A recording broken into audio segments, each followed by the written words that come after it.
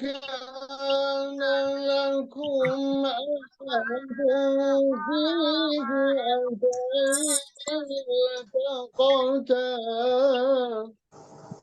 قد قد كان لكم آية في فئتين التقتا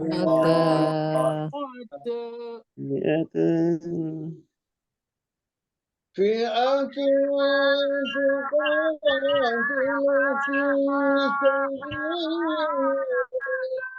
سبيل وأخرى كافرة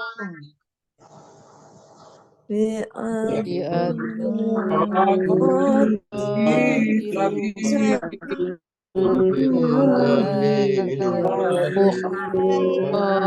كافرة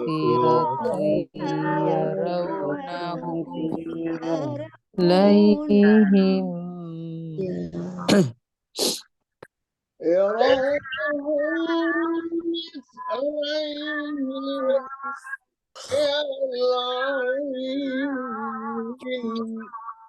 إليهم يرونهم مثليهم كالعين يرونهم مثليهم يلعين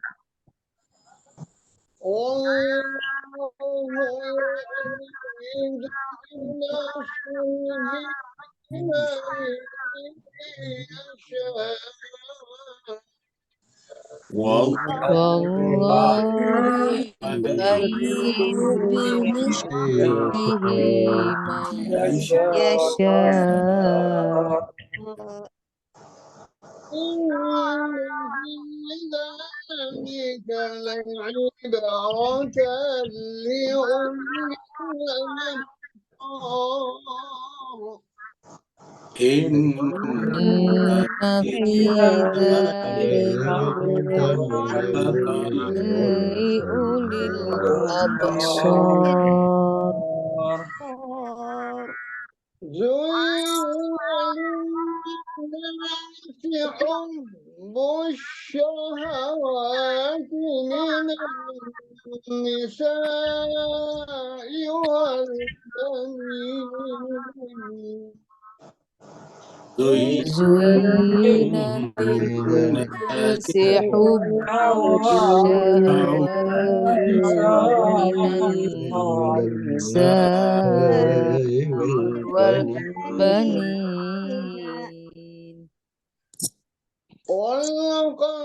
والقناطير المقنطرة من الذهب والفضة والقناطير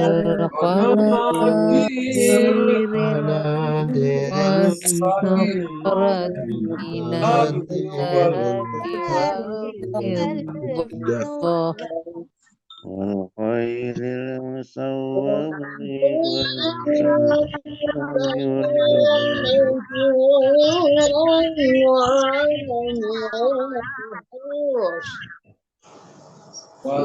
والخيل المسومة والأنعام والحرث ذلك متاع الدنيا والله عنده حسن المآب ذلك متاع الحياة الدنيا والله عنده حسن المآب قل أنبئكم بخير من ذلكم قل قل أنبئكم بخير من ذلكم للذين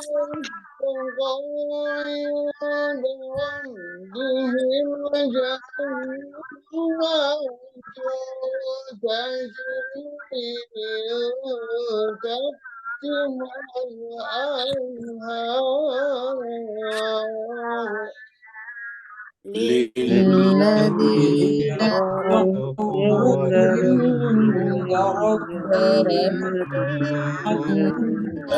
فيهم تجري من تحتها الأنهار تجري من تحتها الأنهار خالدين فيها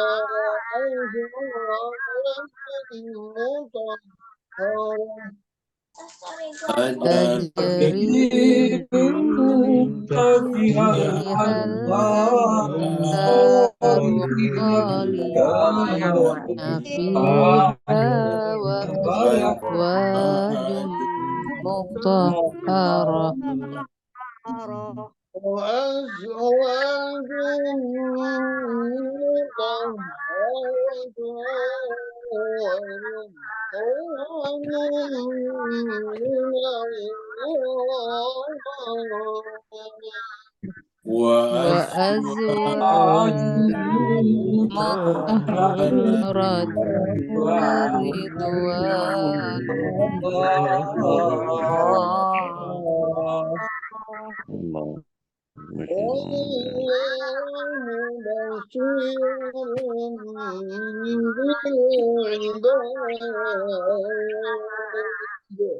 الله والله بصير بالعباد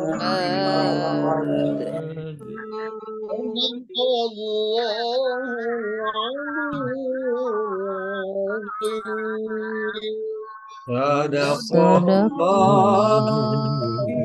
العلي العظيم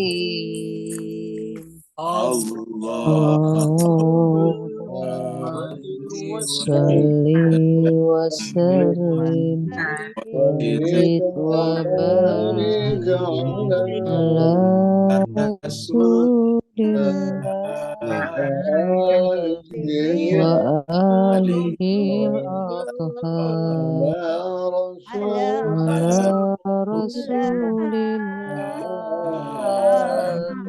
وآله الأطهار اللهم اللهم صل على محمد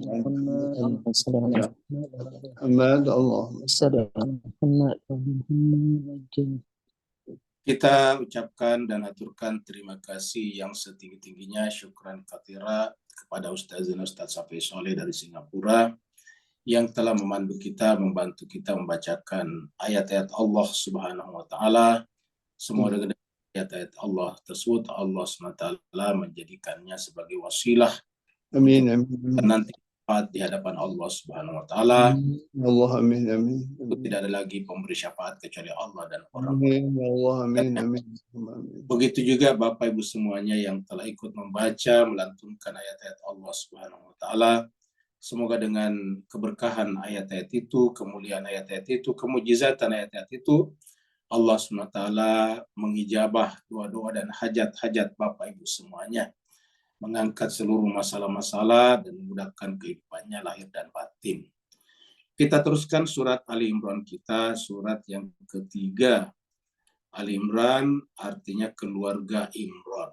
Jadi Imran ini disebutkan sebagai salah satu nama surat, yaitu surat ketiga, tetapi tidak disebutkan sebagai nabi ataupun rasul. Tentu saja beliau pasti ada orang suci karena disebut dengan keluarga Imran, dan penceritaannya adalah berkenaan dengan keluarga beliau yang melahirkan Nabi besar, yaitu Nabi Isa alaihissalatu wassalam.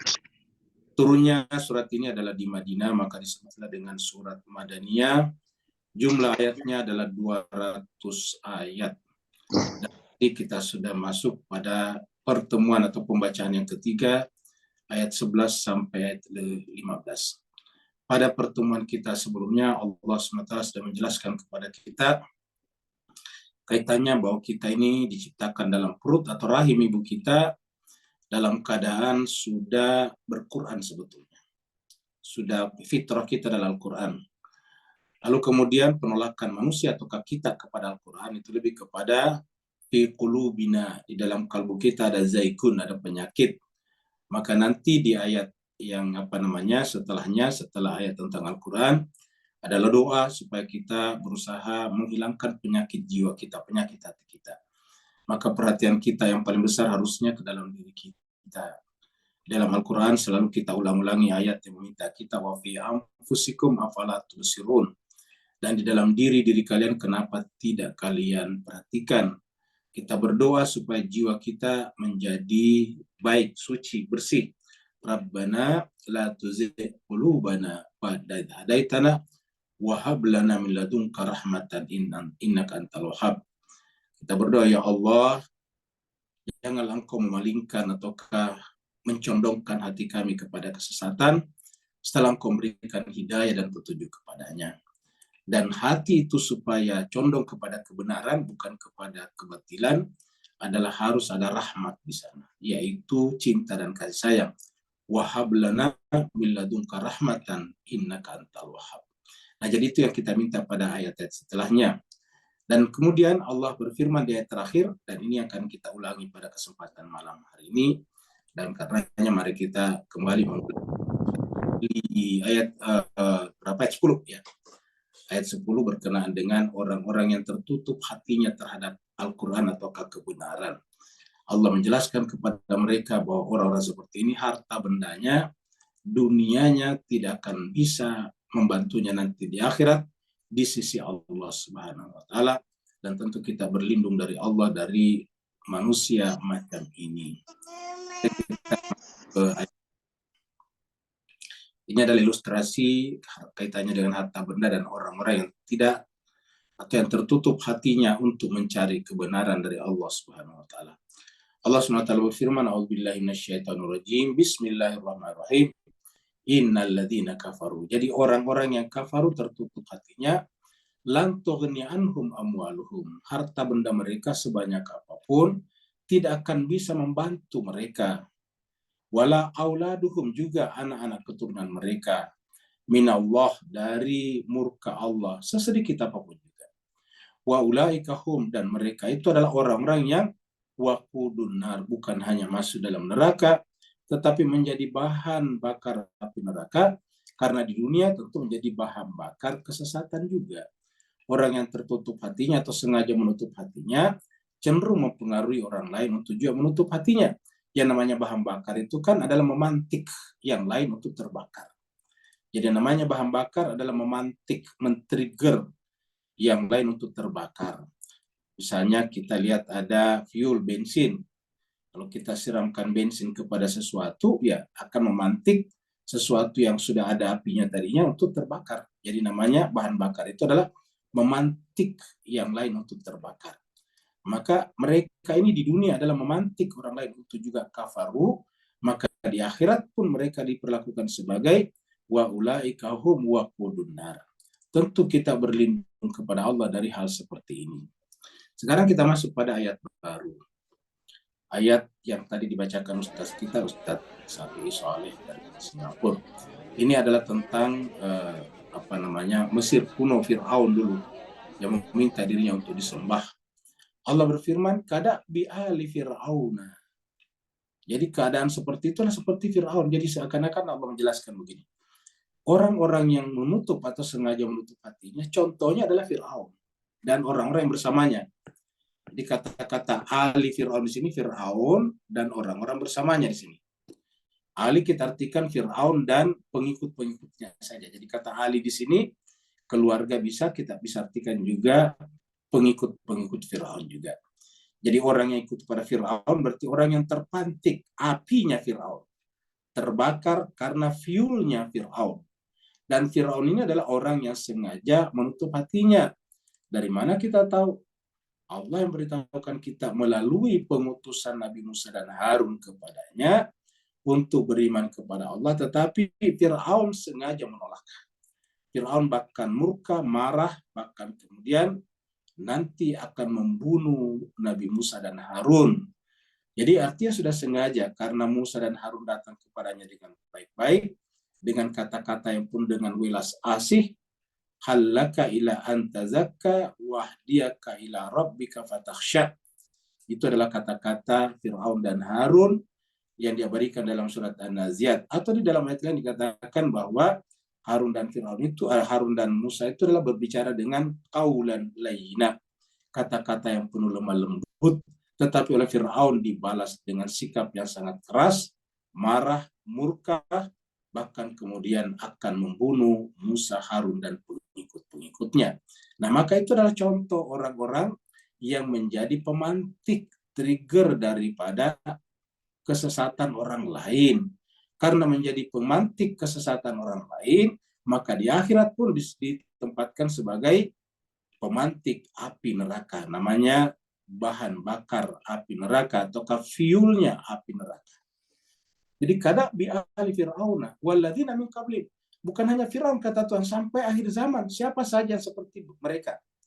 Ini walladzina dan orang-orang min qablihim. Sebelum mereka tentu sesudah mereka juga. Dan orang-orang sebelum mereka maksudnya sebelum Firaun. Ya seperti misalnya orang-orang sebelum Firaun itu siapa? Ya yang membakar Nabi Ibrahim. Kan Ibrahim sebelum Firaun, sebelum Nabi Musa, ya, yang apa namanya, yang membunuh untanya Nabi Saleh dan sebagainya, yang melempari perahunya Nabi Nuh dengan kotoran-kotoran dan menghinakannya dan seperti itu. Jadi walladzina min qablihim. Tapi karena ini adalah Firaun, karakter sifat, ya tentu juga min ba'dihim setelahnya. Kadzabu, mereka mendustakan. Apa yang mendustakan? Bi ayatina. Jadi mereka mendustakan ayat-ayat kami. Kadzabu bi ayatina. Mereka mendustakan ayat-ayat kami. Apa yang terjadi kemudian? Fa'akhadhahumullahu bidzunubihim. Sehingga kemudian itu merupakan kesalahan mereka. Dzunub. Jadi dzunub itu adalah kesalahan mereka sebetulnya. Yang kita artikan dengan dosa. Kata dosa kan itu sebetulnya dalam bahasa kita dari bahasa Sanskerta, dosa itu. Jadi kata dosa itu dibawa oleh agama sebelumnya. Agama Hindu-Buddha masuk ke seluruh wilayah Hindia dan belahan timurnya, Asia Tenggara. Jadi kata-kata dosa. Jadi ketika seseorang itu melakukan kesalahan terhadap penciptanya atau terhadap tugasnya sebagai manusia, namanya dosa namanya. Jadi kita artikan di sini dosa dengan katakan zunub, ini bahasa Arabnya, zanbun. Faghadahumullahu bizunubihim. Jadi artinya apa? Akibat pilihan kehidupan kita. Jadi masalah muncul pada diri kita akibat bizunubihim, akibat pilihan hidup mereka yang keliru. Sengaja memilih pilihan hidup yang keliru namanya zunub, zanbun. Ketika zambun ini belum berbentuk tindakan, masih dalam bentuk jiwa, namanya itsmun. Contohnya saya kalau kita minum arak. Kalau kita minum arak itu kan belum tentu mengganggu orang lain. Jadi kalau kita minum minuman keras kan belum tentu mengganggu orang lain. Tetapi jiwa sudah rusak. Karena artinya kita memandang sesuatu yang merusak itu baik. Maka disebutlah dengan itsmun. Disebut dengan itsmun itu kalau minuman keras, berjudi dan sebagainya. Fa'aghazahumullah bidzunubihim. Wallahu syadidul iqab. Dan Allah SWT syadidul iqab. Ya, itu adalah sangat keras al-iqab. Ya, jadi wallahu syadidul iqab. Iqab itu aslinya sebetulnya akibat ini. Akibat itu kan adalah muncul setelah adanya sebab. Jadi sebab-sebab apa tadi? Kadzabu. Jadi ini sebabnya nih. Kalau sebelumnya kafaru, jadi kalau di sini adalah sebabnya adalah ini, ya, ini adalah sebabnya, lalu kemudian ini adalah akibatnya nih. Ya. Jadi sebab akibat, sebabnya kadzabu bi ayatina, akibatnya adalah syadid. Ya. Akibatnya adalah syadidun, ya. Sangat keras, sangat sadis.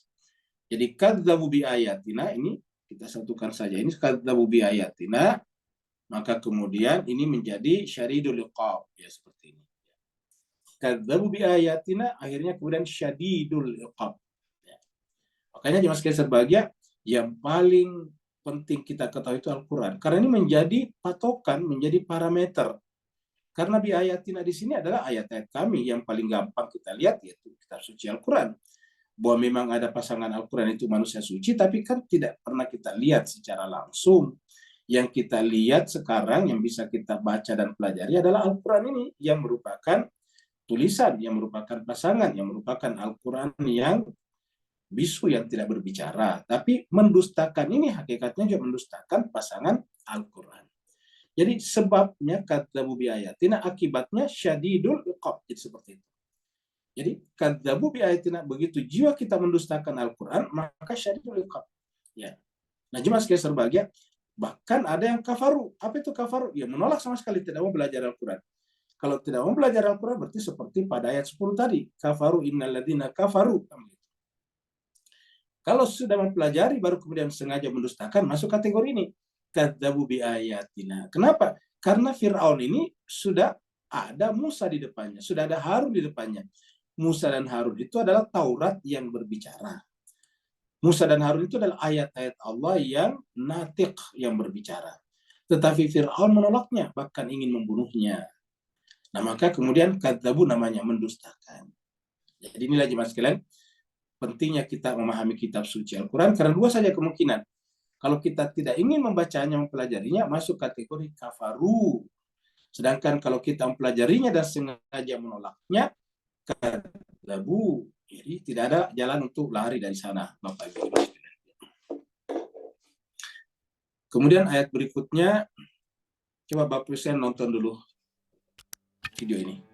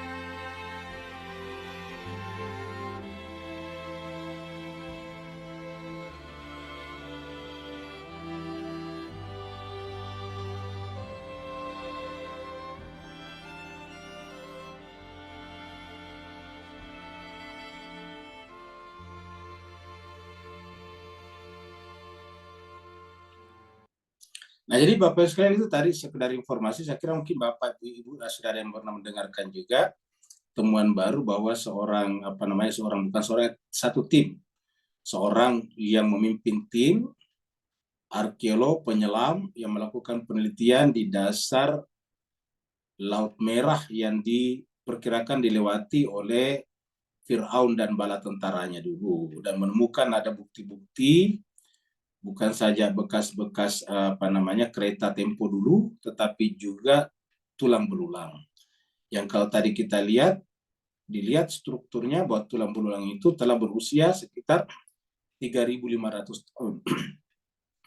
3.500 tahun seperti sudah benar persis pada zaman Nabi Musa dan Fir'aun, yaitu sekitar 1.500 tahun sebelum Masehi.